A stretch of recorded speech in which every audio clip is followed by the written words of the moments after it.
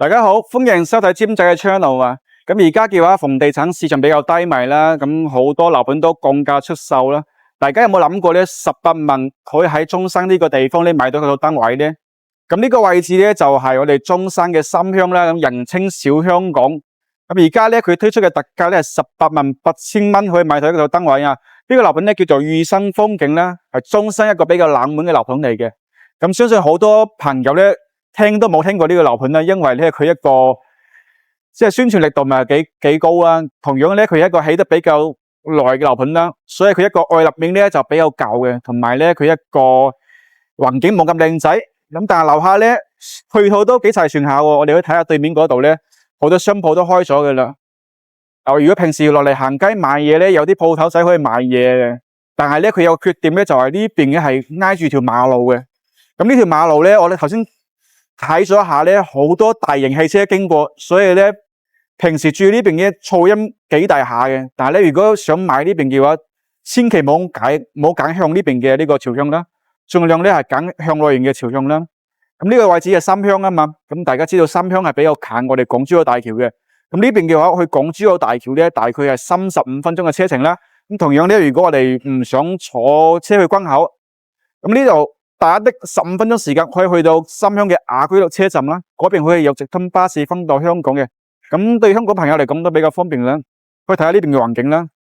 咁頭先講咗呢條馬路咧，平時好嘈嘅，尤其是夜晚嘅話更加嘈啦。所以佢點解咁平咧？所以有原因嘅，一分錢一分貨啊嘛。同埋對面咧有個油站啦，咁好多朋友去買樓唔中意有加油站嘅，因為呢個係一個隱藏嘅風險啦。咁好多年前咧，大陸有新聞話油站會爆炸都有嘅，所以大家自己睇下呢個斟酌下啦。我自己覺得咧呢個樓盤都 OK 嘅，價錢平。如果大家手頭上冇咁多錢，或者想玩啲少少嘅投資嘅話，呢個樓盤立得過嘅。我哋而家就上去睇下先。歡迎大家參觀裕生風景嘅示範單位啦。咁而家咧就只有最細單位啦。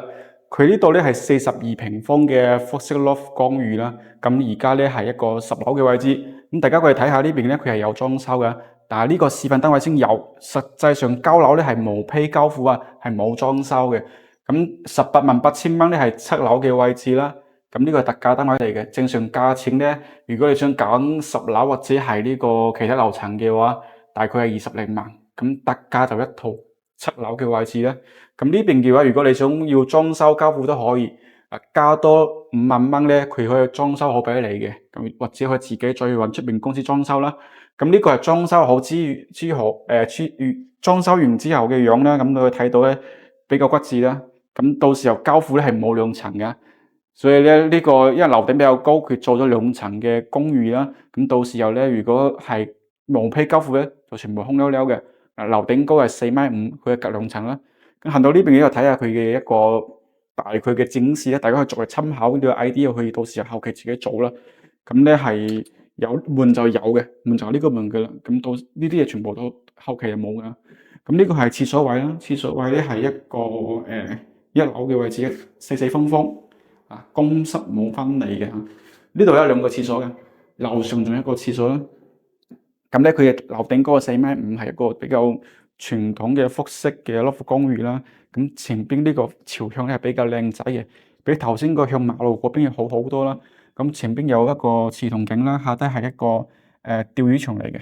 咁短期之內又或者係長呢幾年都唔會有咩開發嘅啦，因為前邊係一個風景區啦。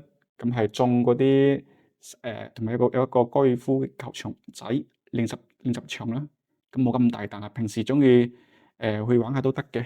咁下低咧係一個綠植比較多嘅環境啦。咁平時可能蚊蟲又比較多啊，但係你如果高層少少嘅話就冇咁多蚊蟲，低啲嘅話會比較煩啲啊。盡量係揾一個靠高啲嘅會比較好啦，噪音冇咁大啦。咁1樓嘅話就佈局比較簡單嘅，佢呢度做咗一個開放式嘅廚房啦。咁當然呢啲嘢都係冇嘅。呢度作為一個餐廳位咧，咁廚房同埋呢邊係連埋一齊嘅。咁因為單位比較細，所以佢利用得比較精緻啊，利用得比較極致啦。咁一煮完啲嘢咧，轉過嚟呢邊就可以食嘅啦。所以咧，大家可以自己參照呢個設計啊，後期去做啦。咁佢做咗一個裝空廳嘅。如果你係自己裝修嘅話，你可以唔做裝空廳，咁2層過去啦，咁啊多咗2間房啦。佢呢個咁設計嘅話就一間房，下低個廳，上面個房。咁呢個單位細細地，只啱一個人或者兩個人住。人比較多嘅情況下咧，就住唔到噶啦，所以佢一個成本比較低啦，十幾萬。同樣佢利用嘅可以住嘅地方都比較少嘅。咁二樓嘅空間咧係比頭先嗰度咧會低少少啦。呢個樓頂高4.5米，上邊嘅話如果高少少嘅話，企喺呢邊咧，可以照過嚟呢邊啊。咁高少少企喺呢邊嘅話有啲頂頭嘅。咁咧就如果係1.9米幾2.0米幾嘅話，唔係幾啱住嘅。咁二樓有個廁所嘅。平時咧如果瞓喺呢度嘅話，唔使走去一樓嗰度上廁所噶啦。呢邊嘅話都係比較方便啦。廁所咧佢都唔係好大，呢度係淋浴區嚟嘅。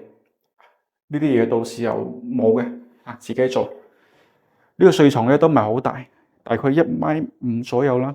咁二樓咧就全部就係休息區啦。咁呢度佢留咗個凹位俾我哋做呢個衣櫃嘅。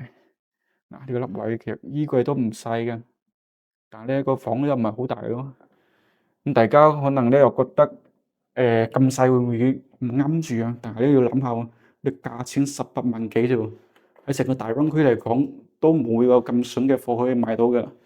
咁啊，同大家講下佢嘅缺點同優點啦。缺點好明顯嘅，細同埋有啲頂頭。公寓嚟嘅，公寓佢一個二手嘅成交冇咁好嘅。咁佢成交嘅二手公寓嘅要交稅比較多啦。